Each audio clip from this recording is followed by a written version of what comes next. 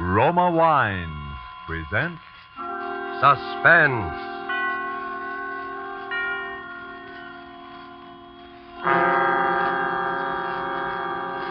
Roma Wines, made in California for enjoyment throughout the world. Salud. Your health, senor. Roma Wines toast the world. The wine for your table is Roma Wine, made in California for enjoyment throughout the world. This is the man in black, here for the Roma Wine Company of Fresno, California, to introduce this weekly half hour of Suspense. Tonight in Hollywood, Roma Wines bring you a distinguished all-feminine cast of stars headed by Margot, Miss Elsa Lanchester, and Miss Janet Beecher. The suspense play which stars these ladies, and which is produced and directed by William Spear, is called Finishing School. Despite the absence of male participants in Ethel Lena White's story, we can promise you there is nothing dainty about the proceedings.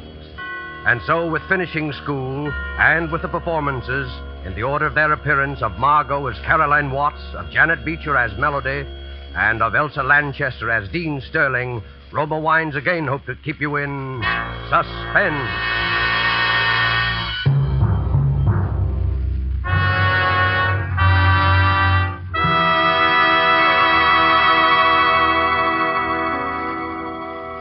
I can see them so vividly now, just as I saw them the very first time. Those high stone ivy-draped walls of Miss Nash's School for Girls. And the first person who greeted me, that amiable soul, Miss Melody. I can see her, too. It was she, in fact, who showed me into my new room and who stood there watching me a moment, smiling. This is your first teaching job, isn't it? How did you know? Well, if you've been around nothing but teachers for 30 years, you'd know, too. Let me guess now. Your subject is either French or... No, it's sport. On the nose. What's your subject, Miss Melody? Mine? Come in. Caroline Watts? Yes? I'm Miss Sterling, the dean. Welcome to the Nash School. Oh, how do you do, Miss Sterling? I've been looking forward to meeting you. Thank you. I wanted you to know about the general faculty meeting in my office at 3 this afternoon. I'll see you then. At 3 o'clock? Oh, Yes. Melody. Yes, Sterling. Miss Nash is a little concerned about the new students. You might just check up on supplies for the 3rd floor. It's already taken care of. Oh, very well. I should answer your question, Miss Watts. You see, my subject is housekeeping. Oh, I didn't know. I just supposed that you were one of the teachers. I was, up until a year ago, when Miss Penelope passed away. Oh, yes, that was Miss Nash's sister. No changes like that are inevitable, I suppose. As inevitable as, well, that ugly rumor. and Ugly the fact rumor? about Miss Penelope's death. But I hadn't heard any rumor or anything about her death. Oh, then I'm sorry, Miss Watts. I assumed you were that familiar with the school. What was the rumor, Miss Melody? Oh, it was nothing really, not even worth repeating. But I imagine Wait, Miss Melody. Look, I'll hear about it sooner or later. Well, it was just a silly, stupid tale. But somehow it got around that Miss Nash's sister had been frightened to death.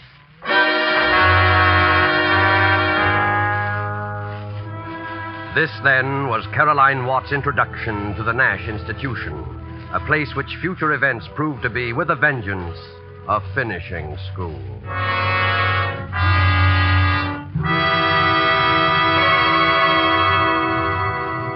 Thus, the prologue for tonight's tale of suspense. The narrative will be resumed in a moment. But first, let's take a little journey. We'll journey to a capital in Latin America. Here at a gay legation party on a lantern-hung terrace beside a garden pool. Listen. Everything is perfect at your wonderful party, including this exquisite wine. It is a wine that helps to bring back pleasant memories. I, of course, agree. It helps good friends such as us to appreciate good food, too. And this sherry has come far to add enjoyment to our legation party. It is of the famous vineyards of California in the faraway United States. See? It is the celebrated Roma wine. Yes, Roma wines are prized in other countries for the great enjoyment their superb quality affords. They are esteemed as something rare, a luxury. But you in America may enjoy Roma fine wines in all the variety of types as an inexpensive everyday delight. So trifling in cost are these fine Roma wines here in America that you can be a most generous host, offering to each of your guests his or her favorite, a delicious tangy California sherry, a fine California claret or burgundy, or a heavier, sweeter California port. You'll be delighted to learn from your dealer at what small cost you can get an assortment of several types, permitting you now to boast of your private wine cellar. Ask for Roma, R-O-M-A, America's largest selling wine. Roma wine, made in California for enjoyment throughout the world. And now it is with pleasure that Roma Wines bring back to our soundstage Margot, Elsa Lanchester, and Janet Beecher in Finishing School, a tale well calculated to keep you in suspense.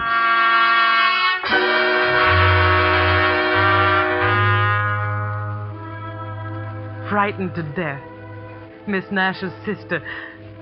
Well, if I had known then what I know now, I would have been able to judge with real accuracy the importance of Miss Melody's remark. But the excitement of my first classes left little room for other thoughts. A week or so later, out on the athletic field, one of my students, Flora Nash, the niece of the owner, became quite ill. I sent her to the infirmary, but within 10 minutes she had returned. Miss Sterling, she said, had ordered her back. I was furious, and, well, I told her I was going to have it out with that woman. Miss Watts, wait. I know it isn't my place to say this, but please, for your own sake, don't antagonize Sterling. Oh, now, really? I tell you, I know what I'm talking about. Listen, you know Miss Melody, don't you? Of course. Miss Watts, she practically started this school with my two aunts. When Miss Penelope died, everybody thought she'd move up to take her place. But she didn't. Somehow or other, Sterling saw to it she was left with the job of housekeeper. Miss Watts, don't have any trouble with that woman. Please. Oh, all right, Flora. I'll go see Miss Nash. Oh, no. Why, Flora, Miss Nash is your own aunt. But Sterling would find out. Please, you mustn't. Oh, I never heard such nonsense in all my life. Hurry straight to bed.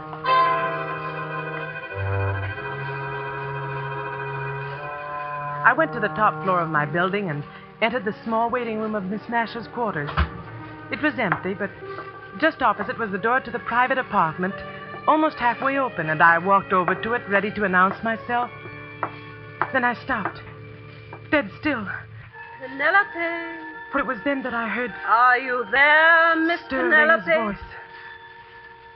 We're almost in touch. Yes, I hear her now. Very faint, but nearer. Nearer. It was an incredible sight. Penelope. Seated at a table wholly unlike the elderly but austere white-haired lady I'd seen before was Miss Nash. Her eyes were closed, and swaying gently, she seemed utterly transfixed as she listened to Dean Sterling's low murmur. We're here, Miss Penelope. We're waiting. Yes. Speak to her, Miss Nash. Speak to her now. Oh, all right. Can you hear us, Penelope?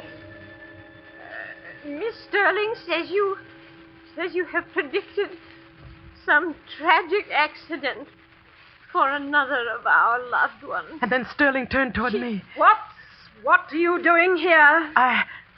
I'm sorry. I wanted to speak This of is not Miss the Nash. time or the place for that. What is it? Miss what? Miss Nash, it's about your niece. I'm familiar with this matter about Flora, Miss Nash, and at the moment I don't want you to be disturbed by anything so trivial. Trivial?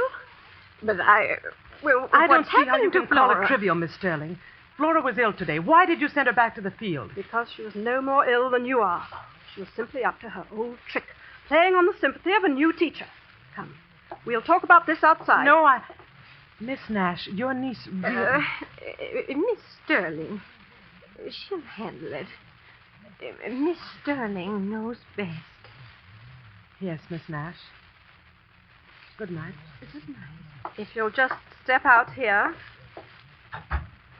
Now, Miss Sterling, you evidently don't realize that Flora Nash suffers from a slight heart condition. It's entered on her card. I'm sure it is because I entered it.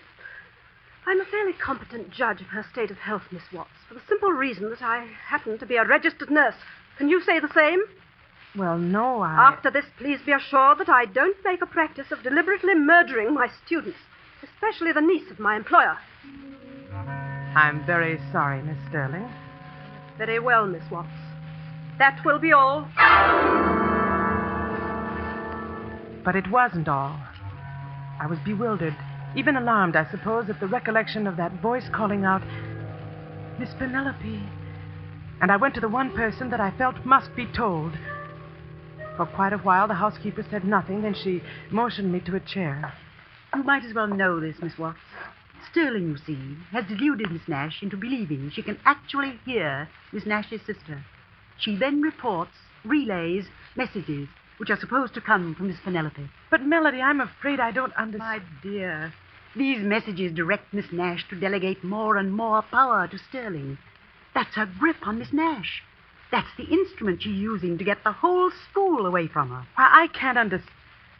Miss Melody, how could she ever delude Miss Nash that way? The head of a school, and intelligent... Also an old, grief-stricken woman, Miss Watts. More important, she's a woman who's been thoroughly sold on Sterling's clairvoyant power. You see, Sterling's made quite a number of predictions, and always they've come true. They've come true? Because she makes them come true. Miss Watts, there's a reason why I've told you this. I have the feeling that rather soon there'll be another prediction, and somehow, some way, it mustn't be allowed to come true. I want your help. Miss Melody, what could we do? Yes? Sterling. What? I'm perfectly aware that you regard me as a very ominous creature, a sort of Lady Macbeth. No doubt your special charge, Flora Nash, shares the same view. So, bring her along when you come to my cottage tonight. Your cottage? Yes, there'll be some other girls. I'm having a little party. Well, I hadn't... What's the matter? Don't you want to? What? Oh, yes. Yes, of course I do, Miss Sterling. I'd love to come, thank you. Good. And you can come too, Melody. 8 o'clock sharp.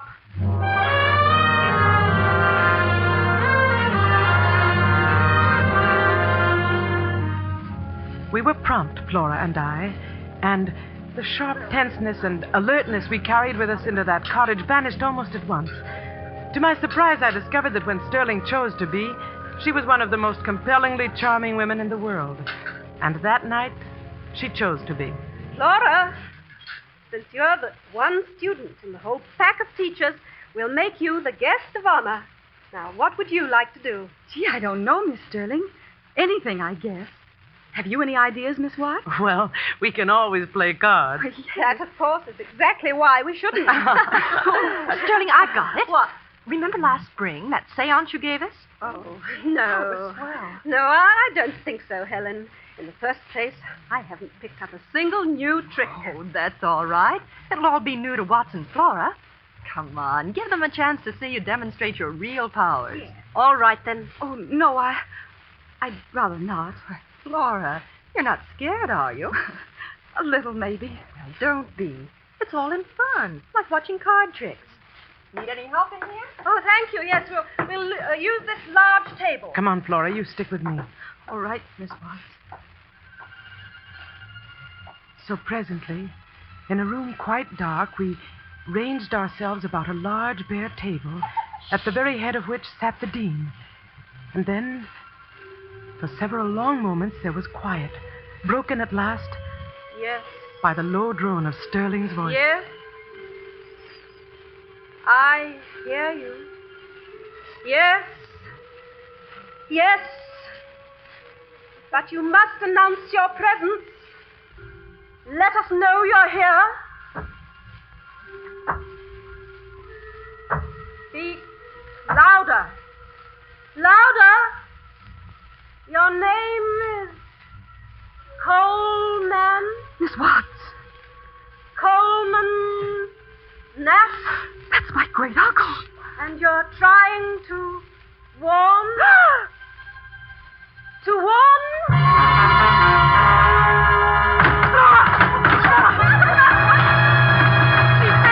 She's faded. Turn on the lights quickly. It's her heart. Get the doctor quick. Call him somebody. The phone's in the bedroom. bedroom. And Helen. Yes? I'll want some digitalis. You'll find it in the medicine chest in the infirmary. Here are the keys, and hurry. I'll be right back, Sterling. Here, Watts. Here, let's pick her up. We'll put her on the sofa. That's it. Must have been frightened. Yes. Frightened nearly to death. There. Miss Sterling, you did this deliberately. Deliberately? You knew that girl's heart condition. Why, Watts, you can't anticipate a thing like that. I was simply going to tease her, warn her not to fake any more illnesses. Yes, well, you see how she's faking this one. You planned this, Miss Sterling. The party, having her here, finding out her uncle's name. I happen to know her uncle's name. It was a joke, a game. Everybody knows that. A game?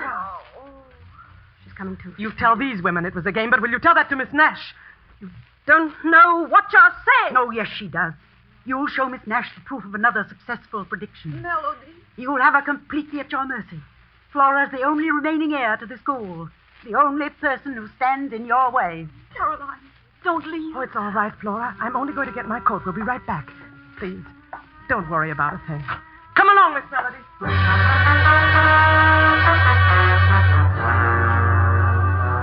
It was 5 minutes later that Melody and I crossed the campus to Sterling's cottage and found it empty. We learned that the doctor had arrived, had prescribed for Flora, and ordered her to the infirmary. Sterling alone was left in charge of the girl. That's where Melody and I found her, directly before Flora's room at the infirmary. We wasted no time. Literally, we pushed her aside and hurried into Flora. Can't you see she's asleep? The doctor gave her something to make her sleep. Is that what this is? What? This bottle on the nightstand. You can see from the label what it is. Digitalis. A heart stimulant, Miss Melody. And not, oddly enough, a deadly poison.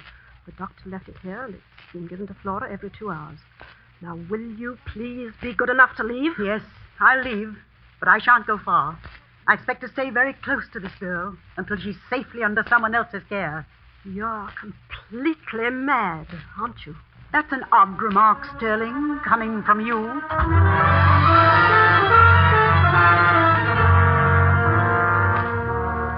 We maintained a watching post not far from the room. And from there, first Melody, then I made regular trips to the bedside. Flora was better, there was no doubt of that. And so at last I dropped off to sleep. A sleep that lasted for an hour or more. For dawn was filtering into the long infirmary corridor when I awoke. Suddenly, Melody was shaking me. Caroline, it's happened. What do you say? Caroline, it's happened. What are you saying? She's dead. Flora's dead.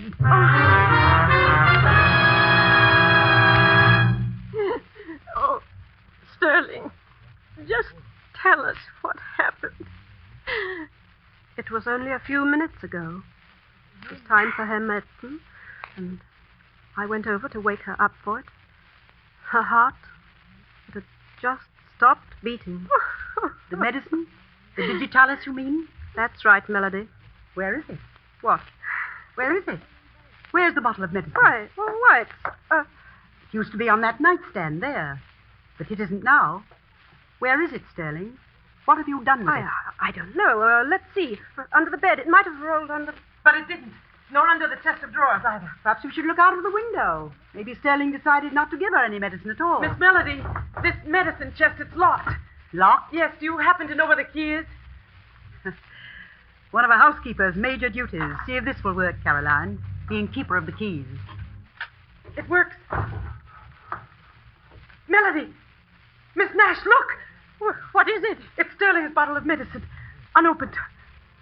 Unopened? And unused. I was right, Sterling. You just sat there and watched her die. That's not true. Helen, you saw me give Flora some medicine early tonight, right after the doctor left. Helen, you remember that, don't you? Well, it looked like a different bottle, Sterling. A different bottle, yes. And I can guess what was in it. A sleeping draught. That's what you gave her, Sterling. You knew that even a slight overdose would stop a weakened heart. All right, Sterling. We found one bottle. The one that would have saved Flora's life. Where's the one that took it? You should know that, Melody. What? You should know where that bottle is because you took it out of this room just a little while ago when I was calling Miss Nash. You are insane. What's more, you brought it into this room. Tonight, in one of your countless visits. You brought in a bottle of heavy sleeping draught and exchanged it for digitalis. You were hoping I couldn't tell the difference and that I'd give that to Flora instead of the heart stimulant. And that's what I did. You did it all right, but without any help. Sterling, just how, for example, could I produce a bottle of sleeping draught so exactly like the digitalis that you couldn't tell the difference? You had a whole medicine chest to work with. That's how you did it, and that's how I knew you did it. Helen? Yes, Sterling. I know what you're thinking. It just came to me. Go on. When we were at the cottage, when you sent me over here for the bottle of digitalis. That's it. And there wasn't any. There wasn't any in that chest. Of course not. Sterling didn't put it there until tonight. Well, that's not the point, Melody. She couldn't have put it there at all, because she had no way to get into the chest. You see, when Sterling sent me over here, she gave me her keys. Well, I forgot to give them back to her.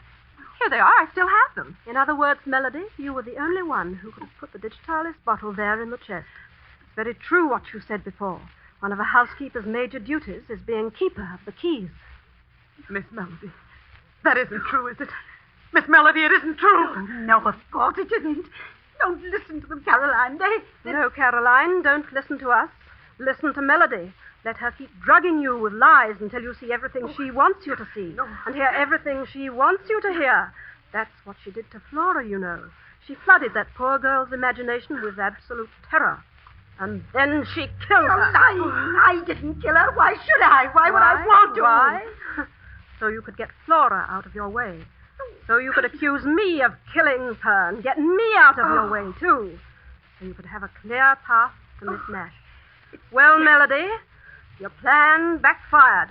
But you're not getting me out of the school. Helen, Watts, go phone the police.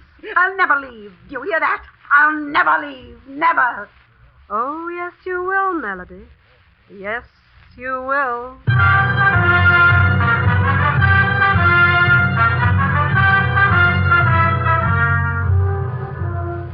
And Sterling was right, too. For within the month, Melody was an inmate of a quite different kind of institution than the Nash School. Life settled down then into a state of normalcy that lasted through the rest of the year. Lasted, in fact, up to just 4 hours ago, when I was crossing the grounds toward the main gate. All of the teachers had gone into town, and I was on my way to join them, when I saw it there on the grass. A tiny object, glistening dully in the late afternoon sun. What made me pick it up, I don't know. But when I did, it was as though a rocket exploded in my brain. It was a small empty bottle, and its label bore the slightly faded letters of the word digitalis.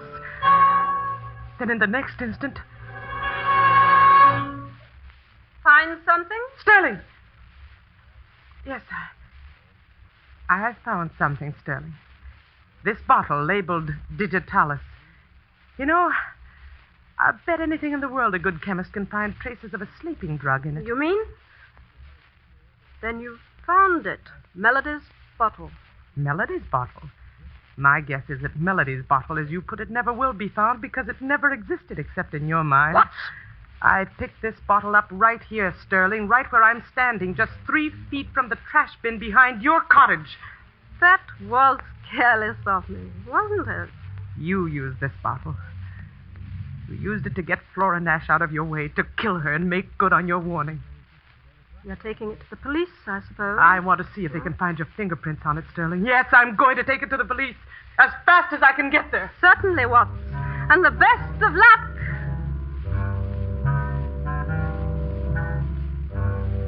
She went on inside her cottage, and I struck out across the grounds for the main gate and the road into town. I reached the gate just in time to hear the school caretaker tying it shut. Miss Sterling, he explained, had just telephoned the order. An early closing hour. I remembered the service driveway then, the other passageway through those high stone walls which encompassed the grounds, and I found that it, too, was locked. I was a prisoner. And then it was right then that the solution came to me. I should have thought of it before. Miss Nash herself was in those grounds, right on the top floor of my own building. I would take the bottle to her. I would show her the proof. I flew up the stairs, down the corridor, entered her small waiting room, and then stopped. just beyond me, through the open doorway of the darkened suite, was Sterling and Miss Nash. Another tragedy before this school year ends. That's the warning I hear. A warning? From Flora, did you say? From my niece? From your niece. Oh. She says there will be more tragedy Oh, no. before this school year ends. Tragedy. Oh. For one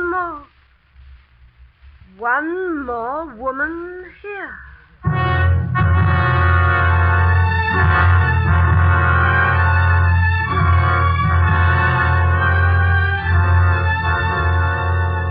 My strength left me completely then. I don't know whether I fainted or not, or how I got back to my room.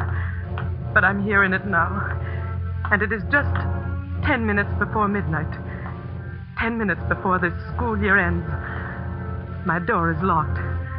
She has locked it from the outside. But now that door is going to open, and she's coming in. What? What are you going to do with it? This revolver. I'm going to use it to fulfill a prediction. Oh, please, don't, please. Laura made a prediction to Miss Nash tonight. No. Laura made it through me.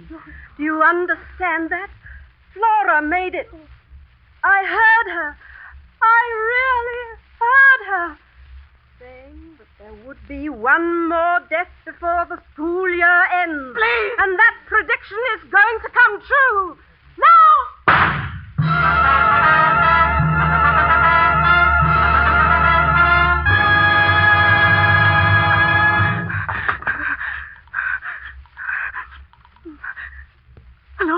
Hello, the police station. You'd better send someone over to the Nash school right away. There's been somebody's shot herself dead. And please tell Miss Melody that she'll be out soon.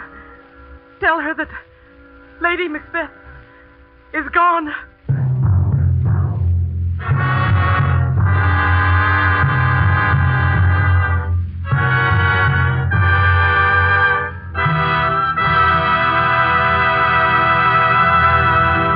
And so closes Finishing School, starring Margot, Elsa Lanchester, and Janet Beecher. Tonight's tale of suspense.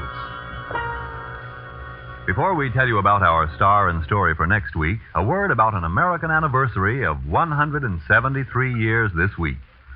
Still standing in California is a little winery founded in 1771. Settlers from foreign countries discovered early that California vineyards were among the world's finest. That in the rare combination of climate and soil which produces perfect wine grapes, California surpasses some of the most famous Old World vineyards. Take Roma California Sherry or Port. They are magnificent wines, truly delightful. Yet, like all Roma wines, priced astonishingly low, because you pay no duty, no costly shipping charges. Toast the new year with Roma wines, America's largest selling wines. And let us hope that next New Year's we'll all be together, our sons and daughters, our husbands and fathers, in a world at peace. We help make this more certain with the war bonds and stamps we buy. So for 1944, increase your purchases of United States war bonds.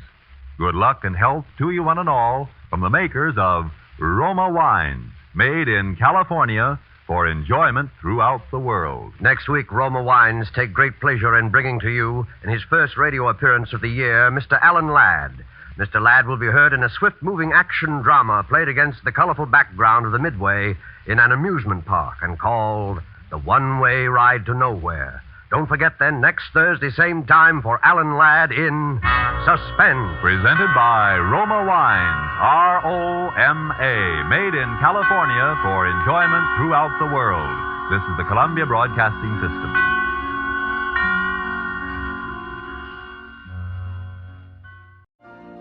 You've been listening to the OTR Gold Network. Find more classic radio at otrgold.com.